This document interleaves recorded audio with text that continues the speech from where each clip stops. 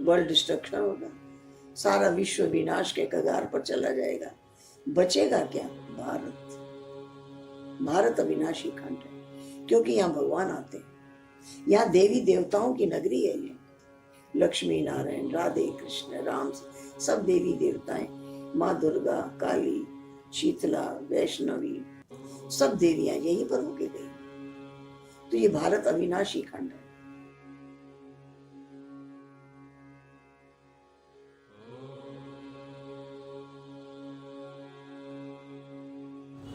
वंचक नमस्कार। मैं वंचक आतंकवादी द मोहे श्रीवास्तव आप सभी लोगों का स्वागत करता हूं आतंक समाचार के आक्रमण कार्यक्रम में। आक्रमण एक साक्षात्कार कार्यक्रम है जहां पे हम अलग अलग लोगों का साक्षात्कार अलग अलग विषय पे लेते हैं। आज हम एक ऐसे संस्थान में हैं, एक ऐसे विश्वविद्यालय में हैं जहां पर प्रबंधन, अभियंता, इन सारी चीज़ों की पढ़ाई नहीं, यहाँ पे भगवान की पढ़ाई होती है। बहुत सारे विद्यालय जितने भी हैं वहाँ पे अलग अलग चीज़ों की पढ़ाई होती है, लेकिन शायद ये इकलौता ऐसा विश्वविद्यालय है जहाँ पे हमें ये सिखाया जाता है कि हम एक भगवान की ओर हम कैसे बढ़ें, हम कैसे भगवान की राह पे चलें। क्योंकि अलग अलग विश्वविद्यालय में तो अलग अलग चीज़ें पढ़ाई जाती है। कहीं पे प्रबंधन की पढ़ाई होती है, कहीं पे अभियंता की पढ़ाई होती है, कहीं पे चिकित्सा की पढ़ाई होती है, कहीं पे कुछ होती है, कहीं पे कुछ होती है।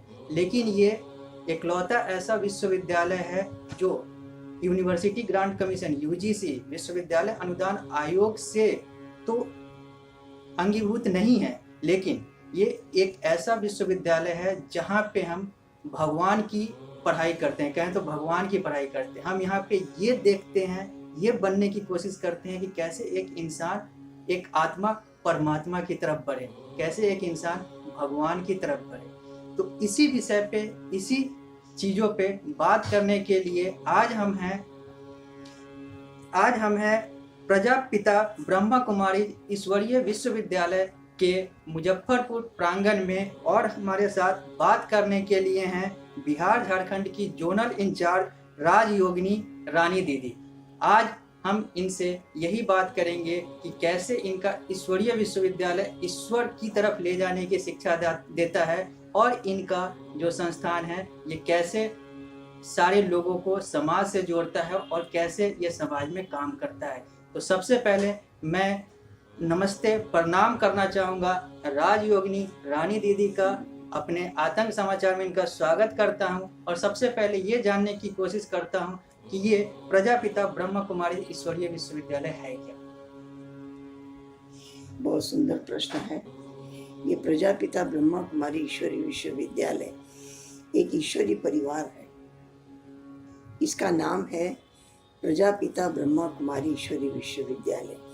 ये सबको ये अनुभव कराता है कि सारा विश्व एक परिवार है, पिता एक है और हम सब उसकी संतान हैं। वो परमात्मा ही हमें हर चीज का, सारे विश्व का ज्ञान कराते हैं। इसलिए ब्रह्मा की संतान प्रजापिता ब्रह्मा कुमार और ब्रह्मा कुमारी, ये एक परिवार की तरह अपने पिता के द्वारा इस परिवार के अंदर हम आत्मा का ज्ञान भी लेते हैं, परमात्मा का ज्ञान भी मिलता है और विश्व का ज्ञान भी मिलता है। कैसे सबका कल्याण करें, उसकी विधि क्या है, वो भी यहाँ पढ़ाई जाती है। यहाँ हर रोज पढ़ाई होती है, हर रोज क्लासेस होती हैं आत्मा के उत्थान के लिए, आत्मा की पवित्रता के लिए, समाज कल्याण के लिए। सबको मेरे द्वारा सुख मिले, सबको मेरे से शांति मिले, शक्ति मिले, सबके लिए सद्भावना, शुभ भावना, शुभकामना रहे, यही यहाँ पढ़ाया जाता है हर रोज। और यहाँ की पढ़ाई में बच्चे, जवान, बूढ़े सब एक ही क्लास में पढ़ते हैं। प्रातः भी क्लास होती है, शाम को भी क्लास होती है, और योग भी यहाँ सिखाया जाता है।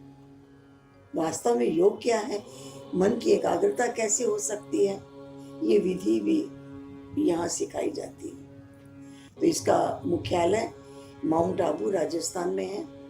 पूरे वर्ल्ड में इसकी शाखाएं हैं जहाँ हर रोज ईश्वरीय ज्ञान और राजयोग की पढ़ाई होती है। और अभ्यास कराया जाता है। उसके लिए कुछ नियमों का पालन कराया जाता है ताकि मन शांत होगा, शुद्ध होगा, पवित्र होगा तो सुख और शांति रहेगी। जहाँ पवित्रता नहीं वहाँ सुख और शांति भी नहीं। पवित्रता सुख शांति की जननी है। इसलिए यहाँ ये ईश्वरीय ज्ञान भी है, राजयोग भी है और आपस में पारिवारिक संबंध है।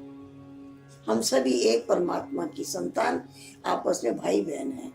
तो दृष्टि भी शुद्ध, पवित्र, व्यवहार भी श्रेष्ठ, सबको सिखाया जाता है। क्योंकि कलयुग है ना, सबकी मन की भावना पतित हो गई है, खराब हो गई है। सबके अंदर भावना भर देते हैं। हम सब एक ही संतान है, आपस में भाई बहन हैं। तो भाई बहन जैसी दृष्टि रहे, व्यवहार रहे, सम्मान रहे और वो पवित्रता, वो शुद्धता रहे, वही यहाँ पढ़ाएगा। ठीक है, मतलब आपका ये कहना है कि ये जो आपका ईश्वरीय विश्वविद्यालय है, इसमें ईश्वर के प्रति इंसान कैसे अपने आप को और ज़्यादा जोड़ सके और ज़्यादा आगे बढ़ सके, वो चीज़ों की पढ़ाई होती है। और आपका जो मेन ब्रांच है वो राजस्थान के माउंट आबू सिरोही में है। ठीक है, तो अब आपने तो ये कहा, लेकिन कभी कभी बातें ये आती है कि जो आपका संस्थान है वो विवादों में आ जाता है। अभी कुछ दिन पहले की बात थी कि कुछ संस्थान ने, कुछ विश्वविद्यालय ने, कुछ विद्यालयों ने आप पे ये आरोप लगाया था कि आप विश्वविद्यालय शब्द कैसे यूज करते हैं, क्योंकि विश्वविद्यालय तो है ये यूनिवर्सिटी ग्रांट कमीशन, विश्वविद्यालय अनुदान आयोग के द्वारा दी गई एक चीज़ है जहाँ पे उपाधियाँ दी जाती है। आपके यहाँ उपाधि नहीं दी जाती है, आपके यहाँ प्रॉपर क्लास का एक कोई पाठ्यक्रम नहीं होता है, लेकिन फिर भी आप विश्वविद्यालय शब्द यूज करते हैं, ईश्वरीय विश्वविद्यालय। इस पर आपका क्या कहना है? देखिए, जितने भी विश्वविद्यालय उसकी पढ़ाई सारे विश्व में नहीं होती। ये एक ऐसा विश्वविद्यालय है, टीचर भी एक है और सारे विश्व में पढ़ाई होती है एक ही टाइम पर। प्रातःकाल सुबह 4 से 5 बजे तक मेडिटेशन और 6 से 8 बजे तक क्लास। पूरे वर्ल्ड में यही टाइम है। पढ़ाने वाला सुप्रीम टीचर, एक निराकार परमपिता परमात्मा शिव बाबा। एक ही पढ़ाई जो हम यहाँ पढ़ रहे हैं वही विदेश में पढ़ी जा रही है। माउंट आबू से वो पत्र आते हैं जिसको हम लोग मुरली कहते हैं, उसमें ज्ञान की मुरली है, उसमें ज्ञान परमात्मा के महावाक्य हैं, शिव भगवानोवाच्य है, हमारे कल्याण के लिए वो क्या कह रहे हैं। और सारे विश्व में एक ही टाइम पर एक ही पढ़ाई जाती है। क्या ऐसा कोई विश्वविद्यालय है दुनिया में? इसीलिए हम इसको कहते हैं ये प्रजापिता ब्रह्मा कुमारी ईश्वरी विश्वविद्यालय है। विश्वविद्यालय का मतलब, वो लोग विश्वविद्यालय बोलते हैं, हम कहते हैं विश्व अलग, विद्यालय अलग। सारे विश्व में एक साथ एक टाइम पर एक सुप्रीम टीचर के द्वारा पढ़ाई जाने वाली पढ़ाई, ये ऐसा विद्यालय है। तो इसको विश्व अलग और विद्यालय अलग। औरों में विश्वविद्यालय इकट्ठा लिखा जाता है, यहाँ दोनों को अलग अलग लिखा जाता है। अच्छा, मतलब जो लोग कहते हैं, जैसे पेटेंट कॉपीराइट की बात होती है कि ये शब्द यहाँ पे यूज हो रहा है, लेकिन अगर आप उस चीज़ को नहीं फॉलो कर रहे हैं तो आप उस शब्द को अगर का उपयोग कर रहे हैं तो वो गलत है। तो आप कह रहे हैं कि विश्व मेरा अलग है और विद्यालय अलग है। मतलब आप वर्ल्ड स्कूल है, ना कि आप यूनिवर्सिटी हैं। हाँ, मतलब आप यूनिवर्सिटी नहीं, आप वर्ल्ड स्कूल। ठीक है, तो ये चीज़ें तो क्लियर हुई। अब हमें आप थोड़ा ये बताएंगे कि ये जो प्रजापिता ब्रह्मा कुमारी ईश्वरीय विश्वविद्यालय है, इसकी स्थापना कैसे हुई और ये किनके मन का ये चीज़ था कि हम ऐसा संस्थान खोलें और आगे बढ़ें? ऐसा है 1936 में बाबा, जिनका नाम था दादा लेखराज, वो हीरे जवाहरात के व्यापारी थे। भक्ति भाव परिपूर्ण था, विष्णु की पूजा करते थे, इतनी पूजा करते थे, इतनी उनके प्रति भावना थी। पॉकेट में मूर्ति रखते थे, पानी भी पीते थे तो भोग लगाते थे, पानी भी पीते थे तो भोग लगाते थे। तो इस प्रकार से वो भावना से चल रहे थे। एक बार उनको ऐसा अनुभव हुआ, कोई पावर है जो मुझे अपनी ओर खींच रही है। तो वो एकांत में बैठने लग गए। एकांत का लाभ लेने के लिए वो बनारस चले आए। इनके एक मित्र रहते थे यहाँ बनारस में, और चारों तरफ गार्डन के बीच उनका बंगला था। रात को 2 बजे उठकर बाबा बाहर बगीचे में बैठ जाते थे।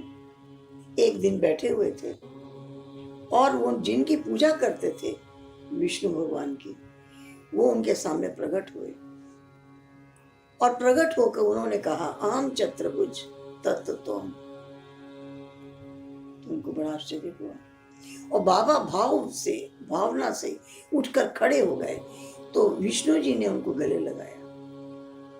जब उनको गले लगाया तो उन्होंने उनके पीछे श्रीनाथ, बद्रीनाथ, केदारनाथ सबकी पूरी लाइन देखी। विष्णु जी के जितने रूप हैं सबको देखा। और उसके बाद वो तो साक्षात्कार था, समाप्त हुआ। तो बाबा को लगा कि जो मुझे पाना था, जिसकी मैं इतने दिनों से भक्ति कर रहा था, वो तो मुझे मिल गया। अब मुझे और क्या चाहिए। तो बाबा ने घर में टेलीग्राम किया, पाना था सो पा लिया, काम क्या बाकी रहा। लोगों ने समझा डायमंड का बिजनेस करते हैं, कुछ मिल गया होगा खजाना। बाबा जब घर पहुंचे तो बाबा ने उनको बताया कि मैंने पाया क्या। जिनकी मैं इतनी आराधना करता था, इनकी इतनी उपासना करता था, बहुत सात्विक भोजन करते थे, बाबा के भोजन का निमंत्रण देते, बड़े राजा महाराजा आते थे उनके घर पे भोजन करने, लेकिन कभी भी उन्होंने तामसिक भोजन नहीं कराया। उन्होंने कहा कि यहाँ सारा भोजन सात्विक होगा। जब पूजा पाठ करते थे तब भी बाबा का भोजन बहुत शुद्ध था, सात्विक था, कोई तामसिक आहार नहीं था।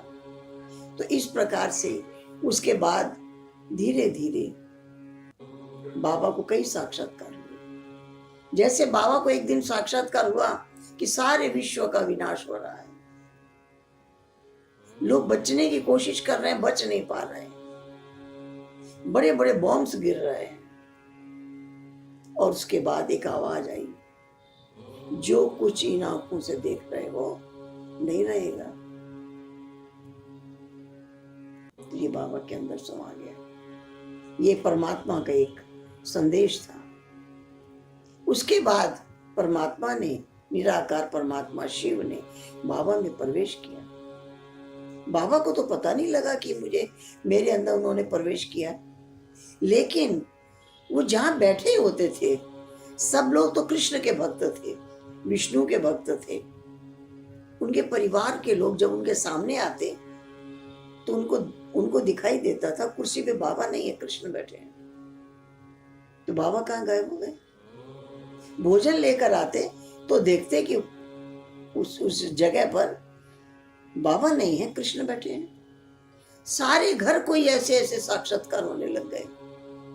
और उसके बाद जब बाबा कुछ उनको जवाब देते तो बाबा को भी आश्चर्य होता, कौन बोल रहा है। तो कईयों को घर बैठे साक्षात्कार होने लग गया, लोगों की भीड़ आने लग गई। तो बाबा एक हॉल में बैठ जाते, स्टेज पर ओम की ध्वनि लगाते, 1 घंटा 2 घंटा ओम ओम ओम का उच्चारण करते। उस उच्चारण में कईयों को अनेक साक्षात्कार होते। और उसके बाद जब कोई भी आकर के कुछ पूछता तो जो जवाब निकलता उसमें बाबा को भी लगता कि मैं भी सुन रहा हूं। एक बहन ने अपना अनुभव सुनाया, उनके पति का देहांत हो गया था और बहुत दुखी थी। किसी ने उसको कहा चलो वहां जाने से बहुत शांति मिलती है। वहां आई, बाबा ने उससे पूछा तुम कौन हो। कहा मैं दुखी इंसान हूं। फिर बाबा ने उससे पूछा संसार दुख रूप है या सुख रूप है। कहा संसार दुख रूप है। इसके बाद बाबा ने उसको आत्मा का ज्ञान दिया। तुम शरीर नहीं, तुम आत्मा हो। तुम शांत स्वरूप हो, तुम आनंद स्वरूप हो, तुम सुख स्वरूप हो, तुम शक्ति स्वरूप हो। वो कहती है जैसे जैसे बाबा कहते गए मेरी स्थिति बनती चली गई। मैं इतना शांति का, आनंद का, सुख का अनुभव करने लगी, मैं गुम हो गई। कितनी देर घूम रही और बहुत आनंद की, बहुत सुख की अनुभूति की। उसके बाद जब मेरी आंखें खुली, फिर बाबा ने पूछा, संसार दुख रूप है या सुख रूप है? कहा सुख रूप है। तुम्हारी स्थिति क्या है? कहा कि मैं आनंद स्वरूप हूं, मैं शांत स्वरूप हूं, मैं सुख स्वरूप हूं। उसने कहा मैं रोती हुई आई थी, मैं हंसती हुई गई। ऐसे ऐसे अनेक प्रश्न लोग बाबा से पूछते और उनको ऐसी ऐसी अनुभूतियां होती जिसमें बाबा को भी आश्चर्य होता, कौन बोल रहा है, कौन कह रहा है। धीरे धीरे स्पष्ट हुआ कि स्वयं निराकार परमपिता परमात्मा शिव ने प्रवेश किया है और उन्होंने बाबा का नाम प्रजापिता ब्रह्मा रखा, क्योंकि परमात्मा निराकार है, वो जन्म नहीं लेता। उन्हें ज्ञान देने के लिए शरीर चाहिए, माध्यम चाहिए, तो माध्यम उन्होंने एक तन का आधार लिया। उस तन से बाबा ने ज्ञान देना शुरू किया। तो जब परमात्मा ने उनके द्वारा ज्ञान दिया, उनके आदेश पर बाबा ने अपना बिजनेस बंद कर दिया। अपने पार्टनर को कहा कि तुम अपना हिसाब करो, और उसके बाद जितना भी उनके पास धन था वो सब किसके हवाले किया? माताओं को आगे किया। कुमारी शक्ति सेना, नारी शक्ति को आगे कर दिया, उनके आगे सर्व समर्पण कर दिया। परिवार ने भी साथ दिया, कहा हम भी बाबा के साथ हैं। बाबा ने अपना सर्वस्व अर्पण कर दिया। 14 वर्ष तक 1936 से 47 में पाकिस्तान बना। बाबा सिंधी परिवार के थे, कराची में रहते थे। और उसके बाद जब पाकिस्तान बन गया और बाबा के 5 मकान थे, सब अच्छी कीमत पर बिके, क्योंकि सब प्रभु अर्पण कर चुके थे बाबा। उसके बाद वहां से स्थानांतरण करके बाबा माउंट आबू आए और तब माउंट आबू को हेडक्वार्टर बनाया गया, क्योंकि उस टाइम तक बाबा के पास जिन्होंने अपना जीवन समर्पित किया 400 लोग थे। 400 लोगों ने अपना जीवन समर्पण कर दिया। वो बाबा के जो 5 भवन थे उसमें सब रहने लग गए थे और सारी कारोबार नारी शक्ति के हाथ में, परमात्मा शिव के आदेश के अनुसार उनके हवाले कर दिया। सारी कारोबार उनके हवाले थे, वही सारी देखभाल करते थे। हमारी मातेश्वरी जो सबसे प्रमुख थी, जगत अम्बा सरस्वती उनका नाम था, और उन्होंने पूरे संस्था का संचालन किया। बाबा के द्वारा निराकार परमात्मा शिव बाबा ज्ञान देते, योग सिखाते, और आज भी हमारे जितनी ब्रांचेस हैं उसकी हेड बहनें ही हैं। हमारे मुख्यालय में भी हमारे सब सेवा केंद्रों की हेड दादी जी, जिनको हम दीदी जी कहते हैं, दादी जी कहते हैं, वही सारा सबको गाइड करती है, संभालती है।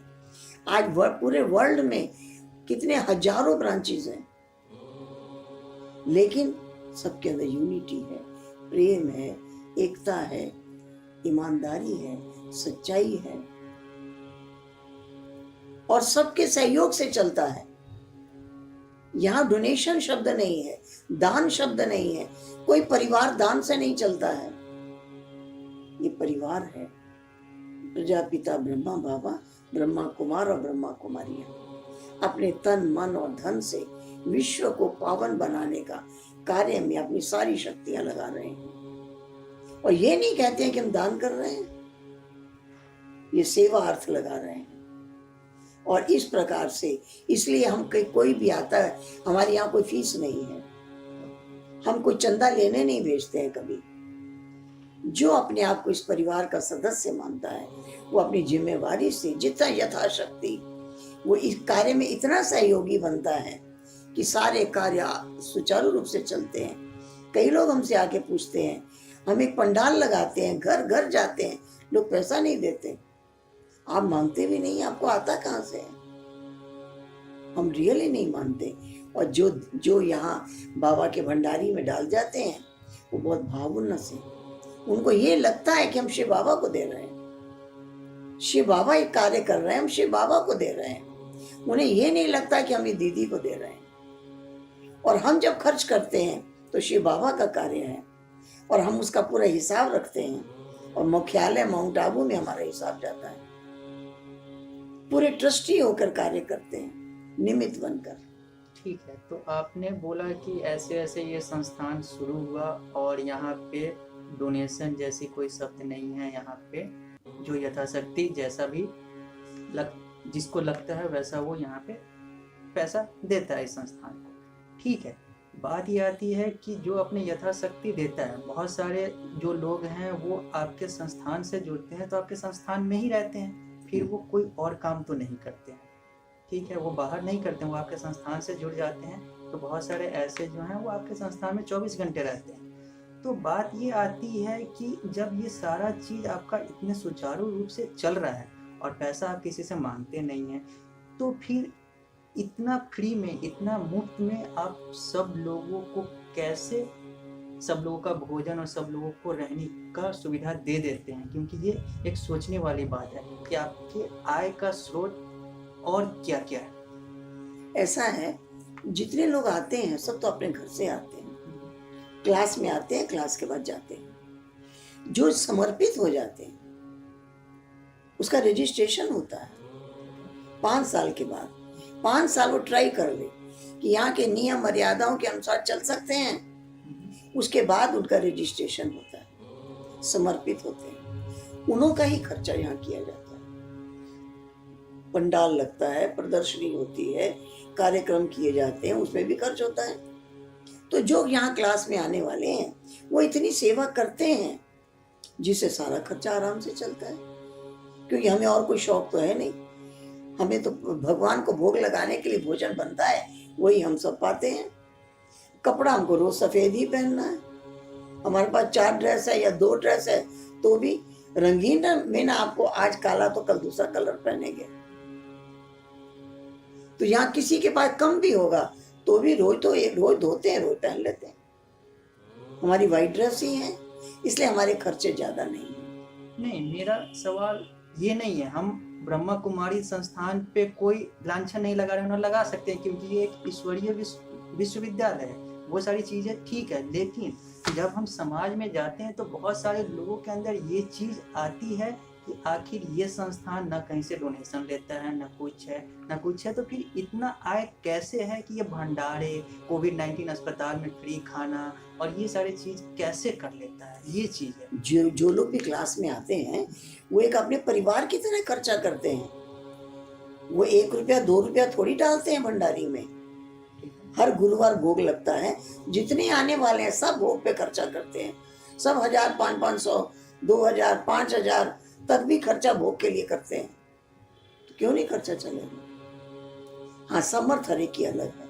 कोई 1 रुपया डालने वाले भी आते हैं, उनको हम भी मदद करते हैं। कोई 2 रुपया डालने वाले भी आते हैं और कोई रोजाना 500 रुपया डालने वाले भी आते हैं। हर गुरुवार 1000, 2000, 5000 करने वाले भी आते हैं। तो वो हर एक की सामर्थ। उनको हम नहीं कहते कि आप इतना करिए, ये हम नहीं कहते। उनकी भावना इतनी रहती है। आज हमने यहाँ एक रिट्रीट हाउस बन रहा है भगवानपुर में, हमने 10 एकड़ जमीन खरीदी है। कहाँ से आई? हमने जब जमीन खरीदी किसी ने पूरी जमीन का पैसा दे दिया। हमने 2 कट्ठा जमीन खरीदी, किसी ने 2 कट्ठे का दे दिया। ये 4 कट्ठा खरीदी तो 4 कट्ठे का दे दिया। हर एक सामर्थ्यवान है। हम मानते नहीं, पूछते रहे अब जमीन कहाँ खरीद हो रही है, अब उसका रेट क्या है। तो 10 एकड़ जमीन खरीद हो गई, अब बन भी रहा है। हमको मालूम है जब हमने, अब तो लॉकडाउन के कारण बंद है काम, जब बनना शुरू हो जाएगा लोग पूछ करके रुपया दे जाते हैं। ईंट मेरी तरफ से, गिट्टी मेरी तरफ से, बालू मेरी तरफ से। क्यों नहीं हो जाएगा कार्य? जो कार्य मन से किया जाए, जहाँ अपनापन हो, जहाँ श्रद्धा हो, जहाँ भावना हो, वहाँ कौन काम अटक जाएगा? ये तो भगवान का कार्य है। इसलिए ये कार्य इतना अच्छी तरह से यहाँ पर चल रहा है और यहाँ पर हमने कभी कोई दिक्कत भी नहीं हुई, कोई ऐसी परेशानी भी नहीं हुई और कोई बड़े शौक वाले काम भी नहीं करते। हम लोग को तो इतना सिंपल सादगी में रहना है, भोजन भी बहुत सादा है। इस प्रकार से परमात्मा का कार्य भावपूर्ण, श्रद्धापूर्ण ढंग से करते हैं, इसलिए उसके अंदर प्रेम भाव भरा हुआ है। जो लोग आते हैं वही फील करते हैं हम सब एक परिवार हैं। अपने परिवार की कितनी जिम्मेवारी से खर्चा करते हैं, उतना जिम्मेवारी से ये यहाँ भी करते हैं, लेकिन वो उनकी भावना पर है, हम किसी को बोलते नहीं। मतलब समाज जो आपको पैसे देता है, डोनेशन नहीं कह रहे हैं, जो वो अपनी स्वेच्छा से पैसे देता है, वो लगता है, उसको लगता है कि आपकी नीयत में खोट नहीं है, इसलिए वो पैसा देता है। क्योंकि बहुत सारे संस्थान हैं जो लगता है उसको कि नीयत में खोट है तो मांगने के बाद भी नहीं देता है। हाँ। आपके नीयत में उनको लगता है कि अच्छी बात है तो वो देते हैं। यहाँ पे दो चीज़ें, इसी से हम जुड़ा हुआ सवाल पूछेंगे। क्या आपको बिजनेस पर्सन से, बड़े बड़े बिजनेस पर्सन और बड़े बड़े पॉलिटिशियन से भी पैसे मिलते हैं? नहीं, हम मांगने ही नहीं जाते। आजकल लोग तो बिना स्वेच्छा से- मांगे कोई देता नहीं है। हम पॉलिटिशियन से मांगने जाएंगे तब तो देगा, हम मांगने नहीं जाते। हम बड़े बड़े व्यापारियों से मांगने नहीं जाते। उनको किसी से प्रेरणा मिल जाए कि आप यहाँ भोग लगाइए, हम हर गुरुवार भोग लगाते हैं, तो वो आके भोग लगा जाते हैं। बाकी हम नहीं भेजते किसी को। यहाँ पे एक सवाल, इस आयत से मेरा आखिरी सवाल ये है कि क्या नोटबंदी के समय जो पैसे ब्लैक मनी थे, क्या आपके संस्थान में आकर उन लोगों के मन से वो वाइट मनी हुए हैं? मतलब आपके संस्थान में वो आए हैं? ऐसी कोई बात नहीं, ऐसा किसी ने नहीं किया। जो हमारे पास नोट था वो उन्होंने चेंज करवा दिया। नहीं, ये उन्हें लगा सहयोग कि किया। मेरा ये गलत पैसा है तो चलो ब्रह्मा कुमारी संस्थान में। नहीं, ऐसी कोई बात नहीं। ऐसी कोई ऐसी बात कोई- प्रकाश में नहीं है। ठीक है। हमारे पास जो मनी थी, कई हमारी क्लास में कई बिजनेसमैन आते हैं, उन्होंने कहा कि हमारा तो अभी तो बिजनेस चल रहा है, हम चेंज करके आपको देते जाएंगे। उन्होंने चेंज कर दी। यहाँ पे आपने एक बोला था सादे कपड़े, व्हाइट कलर के कपड़े के बारे में, ये क्या है? ये शुरू से ऐसा चला आ रहा है, इसके पीछे लॉजिक क्या है? शुरू से, जब से इस संस्था का आरंभ हुआ तब से व्हाइट कपड़े पहनना शुरू हुए। क्यों? क्योंकि ये शांति का प्रतीक है। शांति का। शांति का व्हाइट कपड़े की बात है। अब इसमें हमको, अब आप सप्ताह में अलग अलग कलर पहनेंगे तो आपको तो कम से कम कई ड्रेस चाहिए। हमारे पास तो अगर 4 ड्रेस हैं काफी है। एक धोते हैं, एक पहनते हैं, 2 पड़ी रहती है। खर्चा भी कम है और शांति का शांति भी है। और ये भी नहीं लगता कि जो कल धुली है वही हमने आज पहनी है, ये भी नहीं किसी को पता लगता, क्योंकि व्हाइट ही है। अब मेरा सवाल थोड़ा सा, हम अपने रूप को चेंज करते हैं और मेरा सवाल ये आता है कि आप धर्म के बारे में और ये जो काल है इसके बारे में, और ये जो युग है, सतयुग, त्रेता युग, द्वापर युग, कलयुग, फिर सतयुग, इन सारे चीज़ों के बारे में थोड़ा सा हमें विस्तार से बताएं। और ये जो स्वास्तिक है जिसको आप 4 युग कहते हैं, ये सब कैसे कैसे है और शिव और शंकर में क्या होता है? अच्छा, देखिए, सृष्टि चक्र की जो बात है, ये संसार की तुलना चक्र से की गई है। क्यों? क्योंकि बार बार रिपीट होता है, रात और दिन। लोग कहते हैं भगवान ने दुनिया बनाई। अगर दुनिया बनाई तो पहले रात बनाई या पहले दिन बनाया? दिन से पहले रात, रात से पहले दिन। इसका मतलब ये अनादि सृष्टि है, ये चक्र चल ही रहा है, एक दूसरे से पहले है ही है, इसको बनाया नहीं गया है। ये सृष्टि का चक्र है। पहला सतयुग, फिर त्रेता युग, फिर द्वापर युग, फिर कलयुग। कलयुग तमो प्रधान युग है और सतयुग सतो प्रधान है। यहां परमात्मा आते कलयुग के अंत में। वो जब तक मनुष्य सतो प्रधान न बने, संसार सतो प्रधान कैसे आ जाएगा? जैसा मनुष्य होगा ऐसा तो वातावरण होगा ना। तो ये कलयुग के अंत का समय है, इसको हम संगम युग कहते हैं। इस समय निराकार परमपिता परमात्मा प्रजापिता ब्रह्मा बाबा के तन का आधार लेते हैं। आधार लेकर वो गाइड कर रहे हैं। वही पढ़ा रहे हैं। उन्होंने हमें नियम दिए हैं। हमारी संस्था में रोज क्लास करने वाले को जीवन में पवित्रता जरूरी है, क्योंकि योगी और भोगी दोनों जीवन इकट्ठा नहीं हो सकता। या तो भोगी होगा या तो योगी होगा। या तो योगी बनना है, इसलिए हमारे 4 नियम हैं। सबसे पहला ब्रह्मचर्य। घर गृहस्थ में रहने वाला घर गृहस्थ में रहकर भी इसको पालन कर सकता है, क्योंकि वो एक दूसरे को आत्मा की नजर से देखता है कि हम आत्मा है, एक परमात्मा की संतान है। ब्रह्मा बाबा की संतान है तो भाई बहन है तो पति पत्नी, लेकिन दृष्टि को पवित्र बना लिया। जैसे भाई बहन इतना पवित्र बना लिया। तो ब्रह्मचर्य। दूसरा सात्विक भोजन। यहाँ आने वाले प्याज लहसुन नहीं खाते।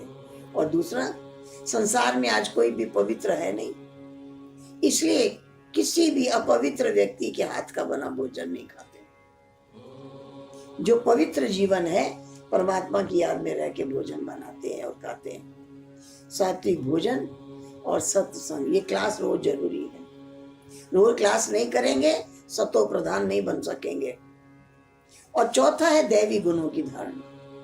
हमारे जीवन में मधुरता, सरलता, नम्रता, धैर्यता, दृढ़ता, उदारता, ये गुण आ जाएं। तब गुण होगा तब तो दूसरे को सुख मिलेगा। अब गुण की कमी होने से मनुष्य एक दूसरे से झगड़ा कर रहे हैं, अधिकार के लिए लड़ रहे हैं। भगवान ने कहा तुम दाता बनकर रहो, सुख देना है, सहयोग देना है। दाता बनकर देते जाओगे तो एक दिन देवता कहलाओगे। देवता कहते ही उसको है जो देता रहता है, बदले में कुछ लेना नहीं चाहता है, क्योंकि देने वाला तो परमात्मा अपने आप दे रहा है। और हम श्रेष्ठ कर्म कर रहे हैं तो श्रेष्ठ कर्म का फल श्रेष्ठ मिलना है। अभी संगम युग है, इसके बाद क्या होगा? कलयुग विनाश के कगार पे खड़ा है। आज सारा विश्व एक दूसरे को खत्म करने के लिए, साइंस ने सुख के साधन बनाते बनाते इतने बॉम्ब्स बना लिए जिसके प्रयोग से सारा विश्व खत्म हो जाएगा। सुख की तैयारी करते करते दुख की साधन बना लिया। एक दिन अगर जब इसका यूज करेगा, यह अपने आप फट जाएगा। क्या होगा? वर्ल्ड डिस्ट्रक्शन होगा। सारा विश्व विनाश के कगार पर चला जाएगा। बचेगा क्या? भारत। भारत अविनाशी खंड है, क्योंकि यहाँ भगवान आते हैं। यहाँ देवी देवताओं की नगरी है। ये लक्ष्मी नारायण, राधे कृष्ण, राम, सब देवी देवताएं, माँ दुर्गा, काली, शीतला, वैष्णवी, सब देवियां यहीं पर होके गई। तो ये भारत अविनाशी खंड है। आबादी कम बचती है, लेकिन जिसको परमात्मा ने सतो प्रधान बनाया वो आत्माएं यहाँ के जन्म लेती है। बाकी सारी विश्व की आत्माएं ब्रह्मलोक वापस चली जाती है।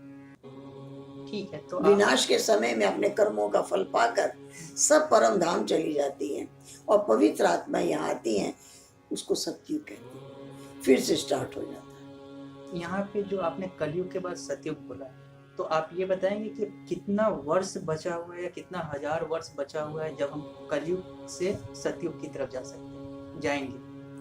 आप 1000 वर्ष की बात कर रहे हैं, यहाँ तो आज और कल की बात है। अच्छा, मतलब बस हम लोग पेंडुलम पे ही हैं। किसी समय भी कुछ भी हो सकता है।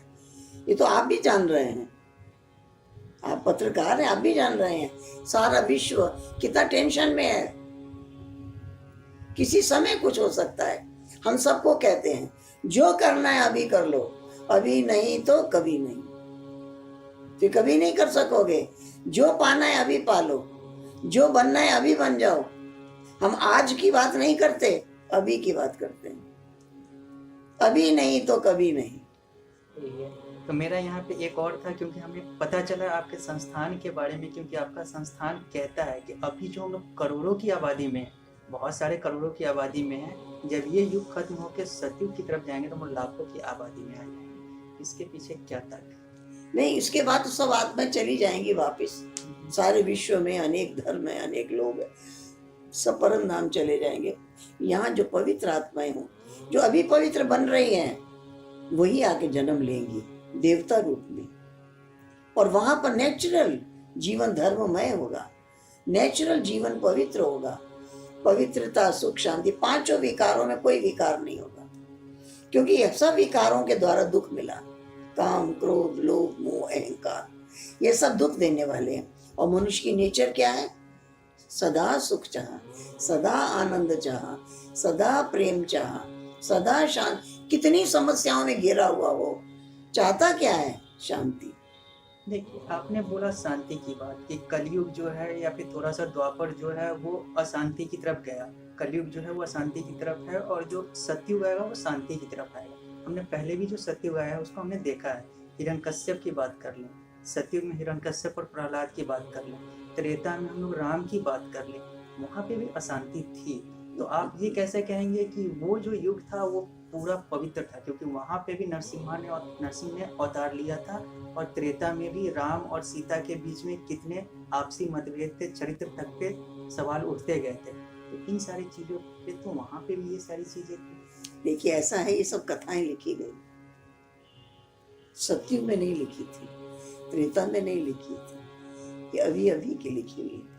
और जब से प्रिंटिंग प्रेस निकली है तब से तो किताबें सबके हाथ में आई है, वो भी थोड़े समय की बात है, कुछ 100 वर्ष, हजारों वर्ष की बातें नहीं है, अभी की बातें हैं। तो ये जैसे जैसे लिखने वाले के मन में श्री राम के लिए भाव आया, वैसी रामायण की कथा लिखने वालों ने क्यों लिखी?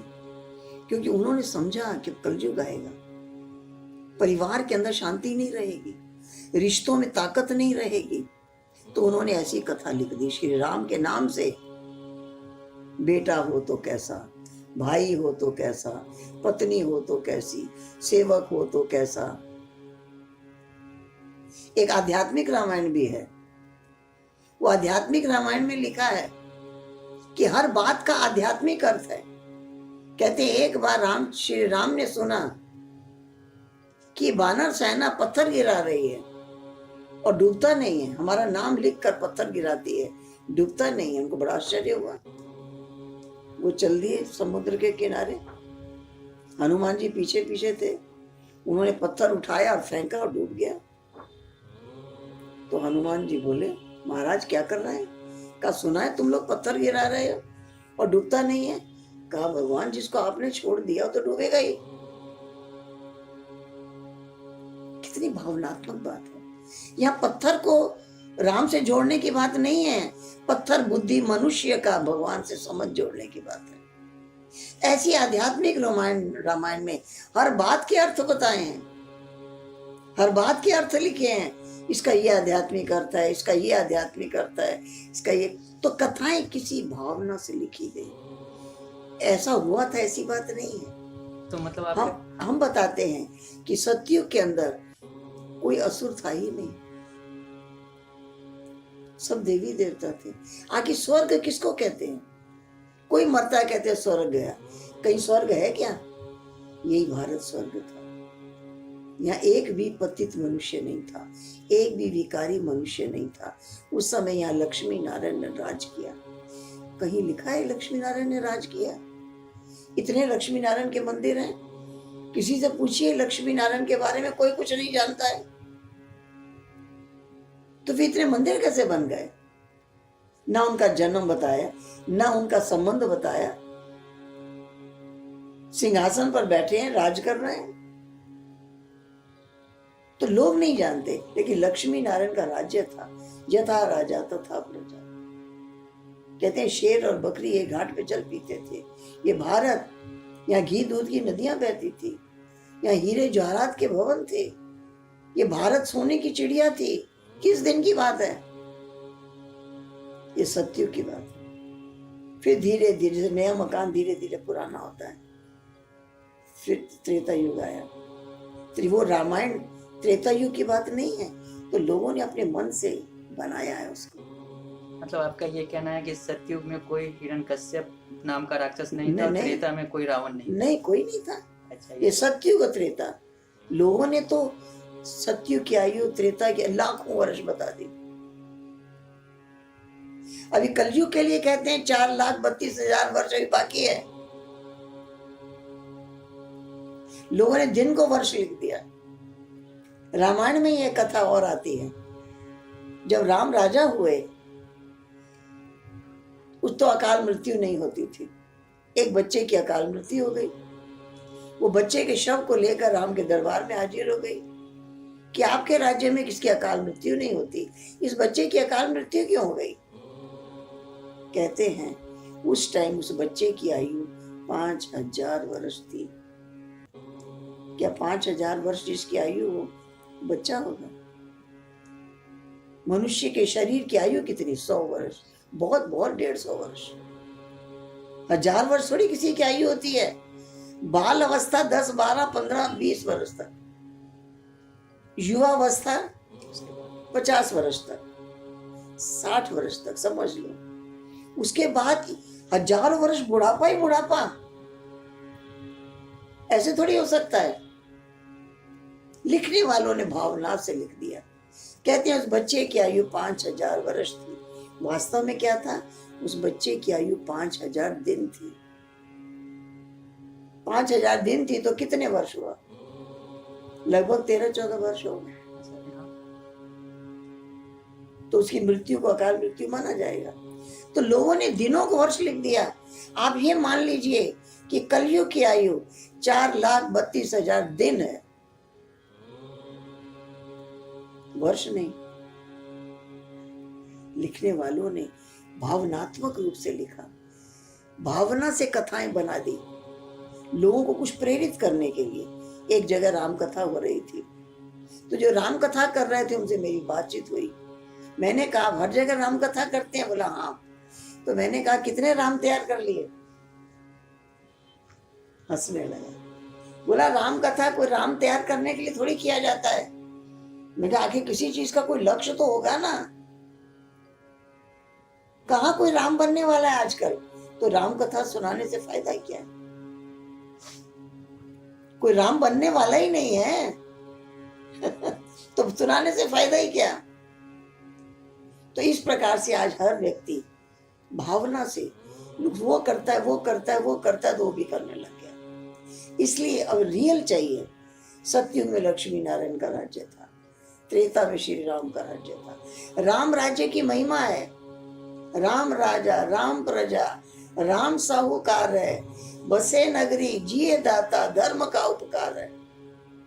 एक तरफ राम राज्य की इतनी महिमा, दैहिक दैविक भौतिक तापा, राम राज्य काहू नहीं व्यापा। और पूरी रामायण में सारे ताप दिखा दिए।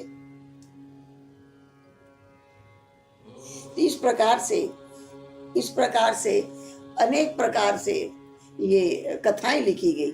ये कथाएं देखिए, जैसे जैसे मन में भाव आए, आज लोग कितने नॉवल लिखते हैं, कितनी पुस्तकें लिखते हैं, कितनी कहानियां स्टोरियां लिखते हैं, ऐसे ये भी लिखते हैं। इसमें नाम लिख दिया राम का, नाम लिख दिया कृष्ण का। तो मतलब आपका ये कहना है कि ये सारी चीजें जो है वो मन की भावनात्मक है, भावनात्मक है, बाकी रियल नहीं है, वास्तविक नहीं, रियल नहीं। अब श्री कृष्ण को दिखा दिया, गोपियों के वस्त्र चुरा लिए, कौन चरित्र की बात दिखाई? ज्ञान की बात करें तो शरीर वस्त्र है, देह का अभिमान मिटाया, आत्म अनुभूति कराई। कहने में क्या आया कि वस्त्र चुरा लिए, वास्तव में इस अभिमान को चुराया। लेकिन ये नहीं स्पष्ट कर सके लिखने वाला, इसलिए उन्होंने स्थूल रूप दे दिया। तो जब ठीक है, आपने जो बात बोली सबको हम सही मान लेते हैं, तो अगर ऐसी बात है तो जो पूरा समाज नहीं, हम 80% समाज की बात कर लेते हैं, वो वही चीज मानता है जो अभी तक दिखाया गया है, चाहे वो सत्ययुग हो, त्रेता हो, द्वापर हो, कलयुग तो देख ही रहा है। तो ये सारी चीजें हैं, आपका इसके विपरीत है, आप कह रहे हैं भावनात्मक है, तो आप क्यों नहीं इसके खिलाफ एक मुहिम चलाते हैं कि ऐसी चीजें नहीं है? क्योंकि समाज जो है वो ये चीज सोच रहा है और आप कुछ और तर्क दे रहे हैं, तो फिर इसके खिलाफ आप अपनी आवाज को बुलंद करके लोगों को क्यों नहीं जागरूक करते हैं? जो आते हैं उनको समझते हैं, लेकिन उनसे पूछिए जो लोग मानते हैं, जो कथाएं उन्होंने पढ़ी उसको ग्रहण किया? ग्रहण तो करना ही नहीं है, खाली सुनना सुनाना है। ग्रहण करने की बात आए तब तो उनको लगे कि ये ग्रहण करना पड़ेगा, ग्रहण तो कुछ करना ही नहीं है। इसीलिए द्वापर से गिरावट हुई, कलयुग, कलयुग से और नीचे आए। कहते हैं द्वापर में महाभारत हुई, द्वापर में भगवान ने गीता का ज्ञान दिया, युद्ध के मैदान में दिया, ठीक है, सबसे श्रेष्ठ बात है ना, भगवान ने ज्ञान दिया, अर्जुन के रथ में बैठकर ज्ञान दिया। कहते हैं श्री कृष्ण ने देह त्यागा और उसी टाइम से कलयुग शुरू हो गया। तो महाभारत और गीता का रिजल्ट क्या हुआ? कलयुग, गिरावट, उत्थान थोड़ी दिखाया। ठीक है, उत्थान तो दिखाया नहीं, गिरावट दिखाई। द्वापर तो इससे अच्छा था कलयुग से, कलयुग तो और गिरा हुआ। हाँ, जैसे जैसे आया तो उनके महाभारत युद्ध कराने से क्या फायदा हुआ? उनके गीता ज्ञान सुनाने से क्या फायदा हुआ? कुछ नहीं हुआ। तो मेरा मानना है कि आपको इन सारी चीजों के लिए एक थोड़ा सा और जागरूकता अभियान चलाना चाहिए। अभियान चलाया हुआ है, जो लोग आते हैं सब समझते हैं, सबको हमने समझा दिया है। जो आते हैं वो समझते हैं, जो ना आते हैं वो भी उनको भी समझाने का प्रयास तो करते हैं, परंतु हम किसी से झगड़ा नहीं करते, हम किसी से बहस नहीं करते। ठीक है, क्योंकि न आने वाले समाज के ज्यादा लोग हैं और आने वाले आपके यहाँ कम है। क्या क्या लोगों के मन में आजकल केवल भावना है, भावना है, ज्ञान नहीं। ठीक है, यहाँ पे मेरा एक सवाल यहाँ पे ये आता है कि आपने कहा कि सतयुग में ये हुआ, त्रेता में ये हुआ, द्वापर में ये हुआ, कलयुग में ये हुआ, हम ऐसे करते हैं, ये करते हैं, वो करते हैं। तो मुझे लगता है या फिर ऐसा लगता है कि क्या ये हमारे लिए पहले से ये सारा कुछ बनाया गया था कि आप एक समय में आकर इस संस्थान से जुड़कर आध्यात्मिक बन जाएंगे, हम इस समय आकर पत्रकारिता करेंगे, कोई और नेता बनेगा, कोई और कुछ करेगा, कोई कुछ करेगा, कोई इस समय आकर उसकी मौत हो जाएगी, भले वो आत्महत्या कर ले, हत्या हो जाए। तो हमें लगता है कि ये सारी चीज़ें पहले से बनाई गई है, हम लोग बस एक कठपुतली हैं जो उस दिव्य आत्मा के अकॉर्डिंग एक्ट करते हैं। देखिए, भावी उसको कहते हैं जो बना हुआ, कहते हैं ना, भावी टाले नहीं टले, दो शब्द हैं, एक भाग्य एक भावी। भाग्य हमारे हाथ में है, हम जो करेंगे उसका फल पाएंगे, हमारी मुट्ठी में है। लेकिन भावी जो बनी हुई है वो होके रहेगी। वो कब पता लगता है? जब हो जाता है तब पता चलता है। आपकी बात राइट है, जो होना है वो बना हुआ है, लेकिन हमारे सामने हर चीज छिपी हुई है। हमको नहीं पता है कल क्या होगा, हमको नहीं पता है 2 घंटे के बाद क्या होगा। इसलिए क्यों? क्योंकि इस सृष्टि रूपी ड्रामा का रहस्य है 2 शब्द, पुरुषार्थ और प्रारब्ध। पुरुषार्थ हमें करना है, उसके बाद हमें प्रारब्ध मिलती है, तब पता लगता है ये मेरे पुरुषार्थ का फल है। सृष्टि में क्या है? कर्म और कर्म फल। सुख भी फल है, दुख भी फल है, शांति भी फल है, अशांति भी फल है, कर्म का फल। तो ये संसार कर्म और कर्म फल के हिसाब से बना हुआ है। इसलिए हम किसी को ये नहीं कह सकते ये बनी बनाई है। बनी बनाई तब कहते हैं जब बीत जाती है। मेरा यहाँ पे यही चीज कहना है कि अगर हम पहले से सोच लें कि जो होना होगा होगा, हम तो खाना पकाएंगे ही नहीं, खाएंगे कैसे? पकाएंगे तब तो खाएंगे। नियम तो यही है, करेंगे तब ना भरेंगे, करेंगे नहीं तो भरेंगे क्या? इसलिए आने वाला समय छिपा हुआ, हमारे हाथ में केवल प्रेजेंट टाइम। हम प्रेजेंट शब्द को 3 शब्द में यूज करते हैं।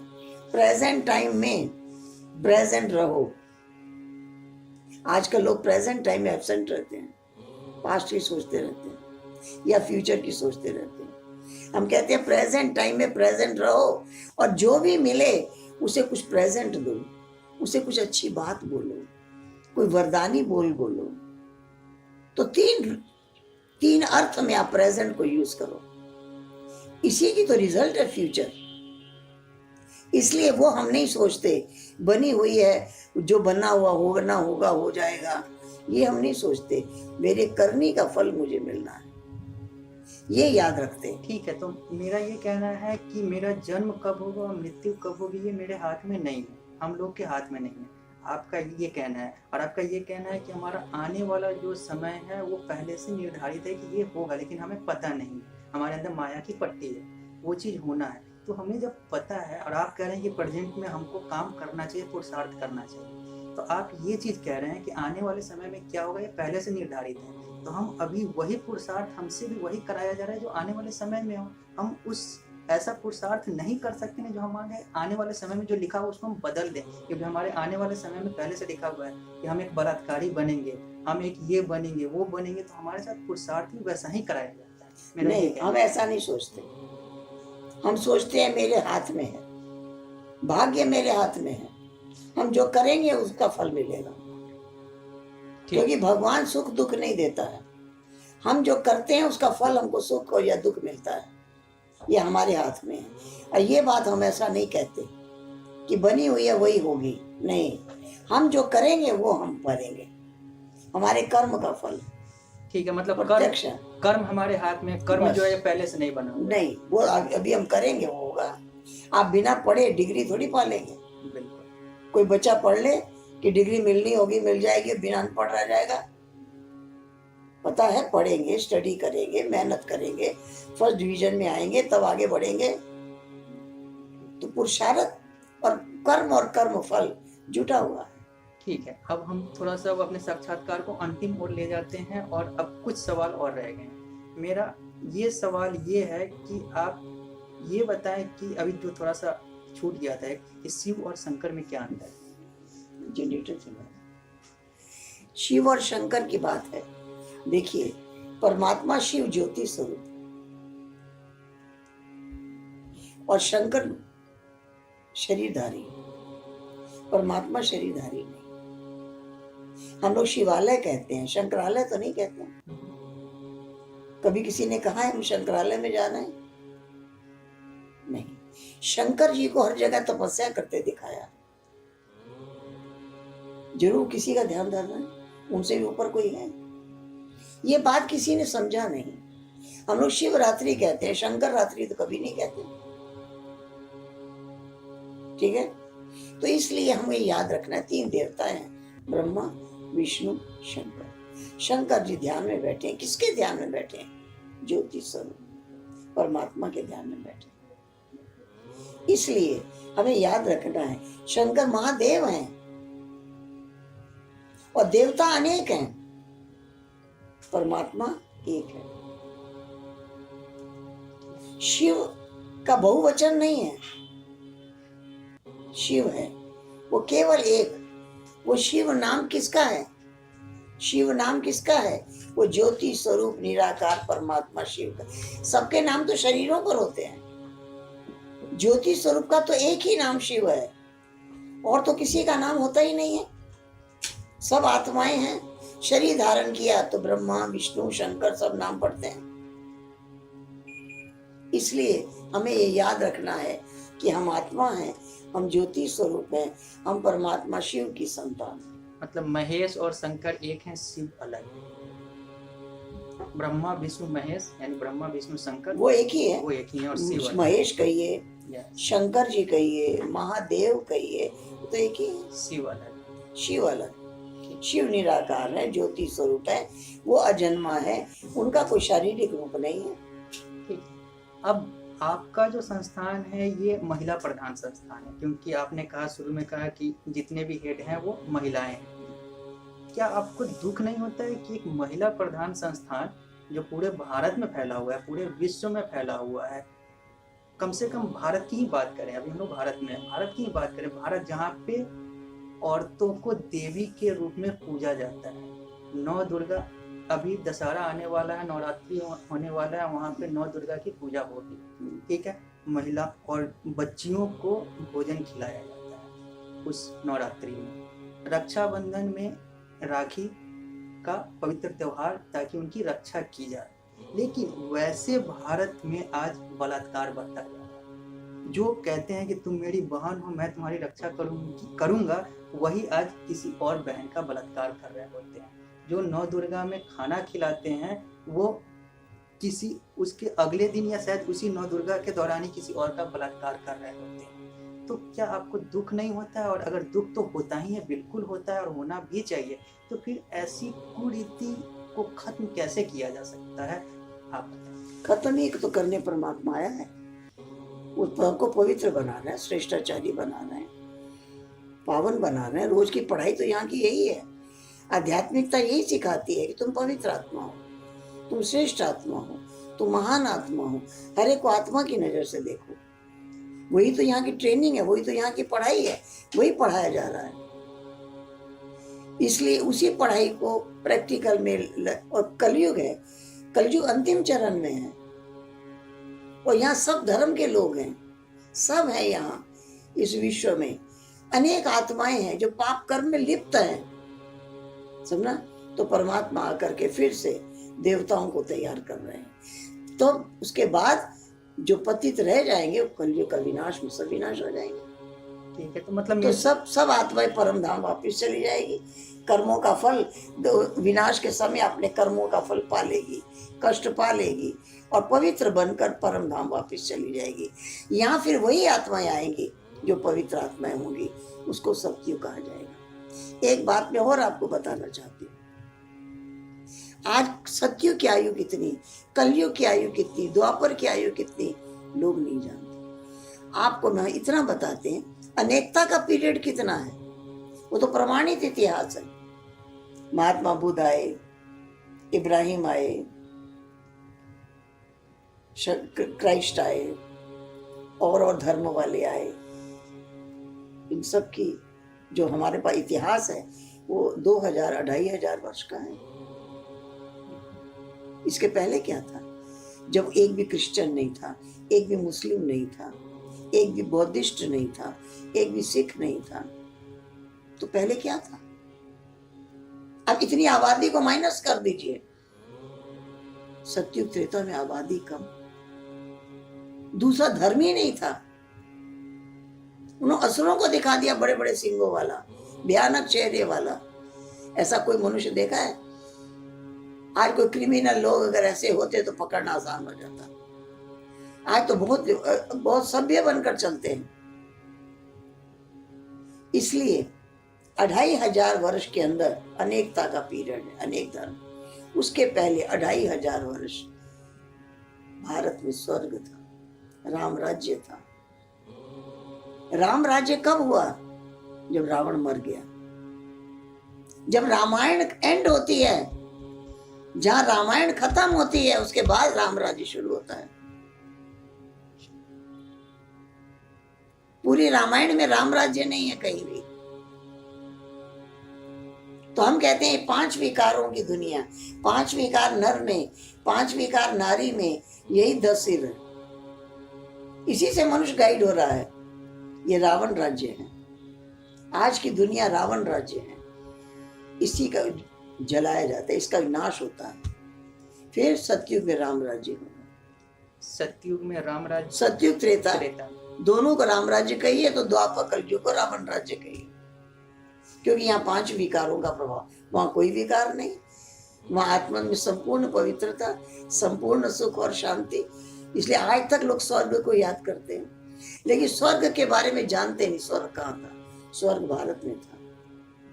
यहाँ घी दूध की नदियां बहती थी, इसी को क्षीर सागर कहा गया। आज विषय सागर है ये। सतयुग क्षीर सागर था। क्षीर सागर में दिखाया है विष्णु जी शेषनाग की सैया पर लेटे हुए हैं। तो इस संसार जब क्षीर सागर था, तब यहाँ विष्णु का, लक्ष्मी नारायण का राज था। हम मानते हैं श्री कृष्ण बचपन का नाम है, स्वयंवर के बाद उन्हीं का नाम नारायण, राधे का नाम ही लक्ष्मी होता है। ये राधे कृष्ण ही लक्ष्मी नारायण है। ये रहस्य कोई नहीं जानता। लक्ष्मी नारायण का कहीं बचपन नहीं दिखाया, कहीं जन्म नहीं दिखाया। लक्ष्मी कहां से प्रकट हुई? समुद्र मंथन से लक्ष्मी प्रकट हुई। नारायण कहां से आए?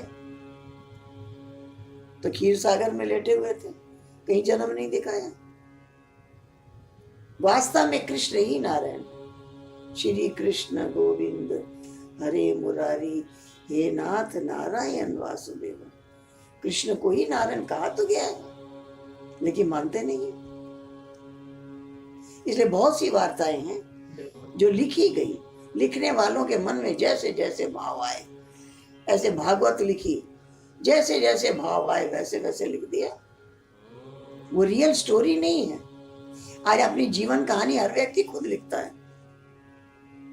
तब लोग उसको मानते हैं, दूसरे का लिखा हुआ नहीं मानते। तो इसलिए इन्होंने तो खुद लिखा नहीं, श्री राम ने अपनी कहानी लिखी नहीं, श्री कृष्ण ने अपनी कहानी लिखी नहीं, लोगों ने भावना से लिखी, उनके फोटो देख लिए और भावना से लिखी। तो जैसे जैसे भावनात्मक कथाएं हैं, जैसी जैसी मन सतोगुनी तो सतोगुनी बातें लिख दी, मन तमोगुनी तो तमोगुनी बातें लिख दी। हमारी माता जी कहती थी भागवत में कई ऐसे प्रसंग हैं हम किसी के सामने नहीं पढ़ सकते। जैसे जैसे मनुष्य की मनोवृत्ति वैसी वैसी उनके नाम से कथाएं लिख डाली। तो मेरा यहाँ पे ये कहना है कि जो 4 युग थे, जो स्वास्थ्य के अकॉर्डिंग जो 4 युग हैं जो आप कहते हैं, तो सतयुग और त्रेता में जो धर्म था वो कर्तव्य था, लेकिन द्वापर में कृष्ण के जाने के बाद या कृष्ण के समय से धर्म जो है वो रिलीजन बने। नहीं, हम तो कहते हैं सत्य कृष्ण सतयुग में आए, द्वापर में आए नहीं। सतयुग में हम तो कहते हैं कृष्ण 16 कला संपूर्ण, फिर राम 14 कला। तो 16 कला पहले होगा कि 14 कला के बाद 16 कला होगा? तो कथाएं हैं वो लिखी हैं, उस पर हम ज्यादा डिस्कशन नहीं करते। ठीक है, तो मेरा ये कहना है कि सतयुग और त्रेता में जो धर्म था वो कर्तव्य था, लेकिन द्वापर और देखिए एक ही था ना, इसलिए धर्म की चर्चा ही नहीं थी, क्योंकि अधर्म नहीं था, पापाचार नहीं था, भ्रष्टाचार नहीं था, धर्म की चर्चा ही नहीं थी। 2500 वर्ष के अंदर अनेक धर्म आए, अनेक रीत रस्म रिवाज भाषा अनेक हुआ, है ना। उसके पहले 2500 वर्ष तो मतलब जो लोग कहते हैं ये सारा चक्र 5000 वर्ष का है, लोगों ने तो लाखों करोड़ों वर्ष लिख दिया। ठीक है, तो जो लोग कहते हैं कि इस्लाम पहले आया, एडम ईव का ईसाई पहले आया, हिंदू बाद में आया, सनातन बाद में आए, सनातन का कोई इतिहास जो है वो इनके बाद है, तो ऐसा कुछ नहीं है। सनातन जो शुरू से है, शुरू से। और ये इस्लाम ईसा मूसा ये जब आए तो इन्होंने देखिए, आज किसी से पूछिए तुम्हारा धर्म कौन सा, हिंदू धर्म। कभी देश के नाम से धर्म का नाम हुआ है क्या? अमेरिका में रहने वाले अपने को अमेरिकन धर्म का बोलता है क्या? तो हिंदुस्तान में रहने वाला अपने को हिंदू धर्म का क्यों बोलता है? हम वो महात्मा बुद्ध को मानने वाला कहता है बुद्ध धर्म का है, तो हम देवताओं को मानने वाले क्यों नहीं कहते हम देवता धर्म के हैं? और कोई अपने को देवता धर्म का मानने को तैयार नहीं, क्यों? उसमें देवता ही लक्षण ही नहीं है। इसलिए अभी शिव बाबा ब्रह्मा तन द्वारा धर्म स्थापन कर रहे हैं, आदि सनातन देवी देवता धर्म, ये धर्म स्थापना हो रही है। तो धर्म अर्थात ओरिजिनल नेचर, धर्म किसको कहते हैं? ओरिजिनल नेचर को धर्म कहते हैं। तो परमात्मा भी हमारे अंदर पवित्रता सुख शांति स्थापित कर रहे हैं। अब जीवन धर्म युक्त बन रहा है। एक समय था धर्मपति धर्मपत्नी बोलते थे, आजकल तो कोई धर्मपति धर्मपत्नी नहीं बोलता। पहले लक्ष्मी फिर नारायण का नाम था, अब पहले मिस्टर फिर मिसेज आता है। तो समय बदल गया, रूप बदल गया, हर चीज की परिभाषा बदल गई है, इसलिए सारा संसार पतन की ओर है। मतलब सनातन से शुरू हुए थे और बाद में ये जो इस्लाम और ये सारे कुछ हैं ये इसी से निकलते गए द्वापर और कलयुग में, फिर खत्म हो जाएंगे। ये तो अनेक शाखाएं, इसलिए यहाँ कल्प वृक्ष का चित्र दिखाया है। मूल आदि सनातन धर्म है, फिर अनेक शाखाएं निकली, अनेक धर्म निकले, धीरे धीरे वो भी तमोगुनी हो गए। तो अब मेरा सेकेंड लास्ट सवाल ये है कि जो आप ये सारी बातें बोल रहे हैं बहुत अच्छी बातें हैं, समाज में ऐसी चीज़ें होनी चाहिए, अगर ऐसा होता है तो समाज बहुत अच्छा हो जाए, समाज के लिए सब कुछ सही है। क्या एक सिनेमा का एक डायलॉग था कि बिहार में तो लोग होते हैं डाकू, असल डाकू जो होते हैं वो संसद में होते हैं, एक सिनेमा का डायलॉग था। और उस सिनेमा का नाम हम नहीं लेंगे, लेकिन हाँ उस सिनेमा का डायलॉग था कि बिहार में तो लोग होते हैं डाकू असल संसद में होते हैं। सारे को नहीं कहा लेकिन वहाँ पे होते हैं। तो मेरा ये मानना है, मेरे समाचार चैनल का ये मानना है कि आप लोग क्यों ना अलग अलग राज्य के विधानसभा और देश के लोकसभा और राज्यसभा में जाकर एक प्रवचन दे, एक शांति का पाठ कराएं, ऐसा कुछ प्रावधान? प्रवचन हम करते हैं, कई जगह निमंत्रण मिलता है तो जाते हैं, लेकिन एक प्रवचन से थोड़ी कोई समझ जाएगा। हम यहाँ 7 दिन का कोर्स कराते हैं। नहीं, आपको जाना चाहिए क्योंकि वहाँ पे जैन जो मुनि भी गए थे। जो भी यहाँ आते हैं पहले 1 सप्ताह क्लास कराते हैं। 1 सप्ताह में एक विषय पर चर्चा करते हैं। धीरे धीरे धीरे 7 दिन में कुछ समझ में आता है। इतनी मान्यताएं आप क्या समझते हैं इतनी जल्दी खत्म हो जाएगी? समझने में टाइम लगता है, इसलिए यहाँ रोज पढ़ाया जाता है। संसद और विधानसभा में का कोई, वहां भी लोग बुलाते हैं, लेकिन झगड़ा तो किससे करना नहीं है। हम बोल के सुना के चले आएंगे, वो माने ना माने। देखिए अच्छे तो अच्छे बन जाते हैं, बुरे को अगर अच्छा बना दिया जाए तो वो हमारा शायद ज्यादा नहीं तो आते हैं, जो यहाँ आते हैं, संसद के लोग भी यहाँ आते हैं, जो आते हैं उनको हम समझाते हैं। वो कहते हैं हमारे पास टाइम नहीं है, हम यहाँ रोज आ ही नहीं सकते, रोज सुन ही नहीं सकते। आप संसद जाए, हमको बुलाएंगे तब ना। जैन मुनि तो गए थे। ठीक है, तो संसद की जैन मुनि भी सुना कर चले आए, उनको फॉलो थोड़ी करते हैं वो लोग। उन पे तो बहुत सारा वो हो गया था कि ये इस कपड़े में ऐसे चलेगा, बिना कपड़े के चलेगा। बहुत सारे लोगों ने उनको सोशल मीडिया पे ट्रोल और गाली वाली भी दिया था। तो ठीक है, तो ये चीज़ें ठीक है। अब सांसद और विधानसभा की तो बात है, अलग अलग विद्यालय विश्वविद्यालय में आप क्यों ना एक मोरल साइंस का और अध्यात्म का पाठ कराते हैं? विद्यालय में जाते हैं, हमारी बहुत क्लासेस विद्यालय में होती है। आजकल तो लॉकडाउन है, बंद है। क्योंकि अगर वहाँ पे आप जाएंगे, हमारे माउंट आबू से एक भाई आए थे, यहाँ के जितने स्कूल हैं गांव में, हर स्कूलों में जाके क्लास कराए। एक दिन का काम थोड़ी है। यहाँ तो सुनाते सुनाते सुनाते संस्कार बदलना चाहिए, स्वभाव बदलना चाहिए, टाइम लगता है, मेहनत वाली पाठ। वो इसके लिए यहाँ रोज आना पड़ेगा। नहीं, हम एक दिन लेक्चर कराए, 2 दिन कराए, 1 सप्ताह कराए, लोग जान तो जाते हैं, लेकिन उस संस्कारों में आना चाहिए। नहीं तो आपके समाज के लोग अलग अलग विद्यालय विश्वविद्यालय जाते हैं, सेवा भावना है ना, सब जगह जाते हैं। क्योंकि मेरा मानना है कि अगर नैतिकता सुधर जाएगी तो हमें कानून की जरूरत हमारे ही नहीं है। कई विंग्स बने हुए हैं, हमारी संस्था में कई विंग्स बने हुए हैं। एजुकेशन विंग है अलग, सोशल विंग है अलग, मेडिकल विंग है अलग, हर एक का अलग अलग विंग्स है। तो जितने भी विंग हैं वो हर एक अपने अपने क्षेत्र में काम कर रहे हैं।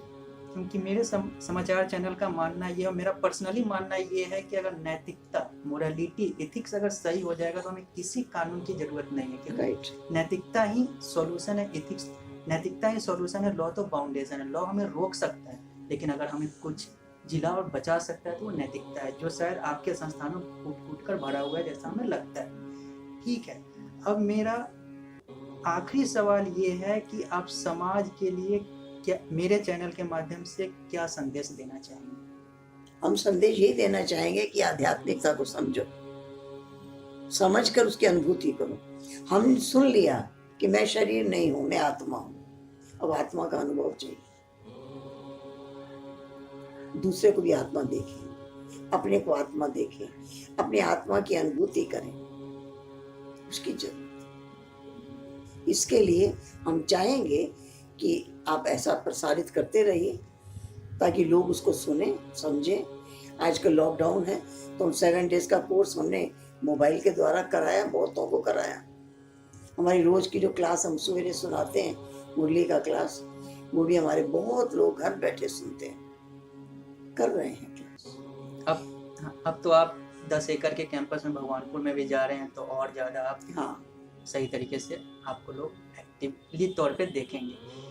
तो आज हम ब्रह्मा कुमारी संस्थान में बात कर रहे थे दीदी जी से, और हमने बहुत सारी चीज़ों पे इनका राय और ब्रह्मा कुमारी संस्थान का राय हमने लिया।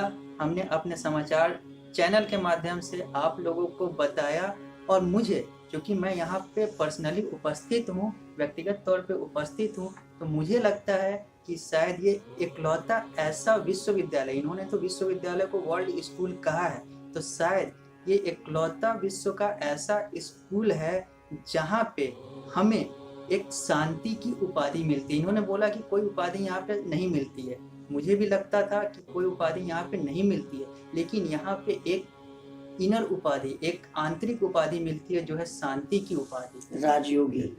राजयोगी की उपाधि। यहाँ पे अगर आप आएंगे, अगर आप इनसे बात करेंगे, इस संस्थान से जुड़ेंगे, इसके वातावरण में आएंगे, तो अपने आप आपको एक शांति की अनुभूति होगी।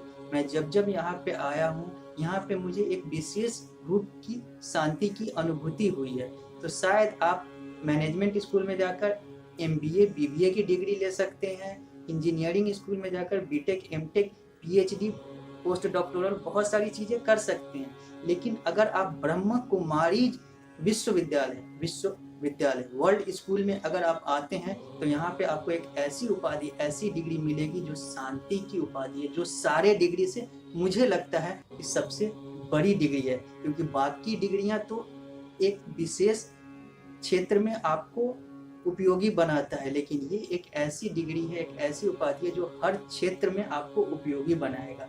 आप नैतिक तौर पे मजबूत होंगे। तो आज हम अपने इस साक्षात्कार को यहीं पे खत्म करते हैं और ब्रह्म कुमारी संस्थान का बहुत बहुत धन्यवाद करते हैं, और दीदी का बहुत बहुत धन्यवाद करते हैं कि इन्होंने हमारे चैनल को इतना बहुमूल्य समय दिया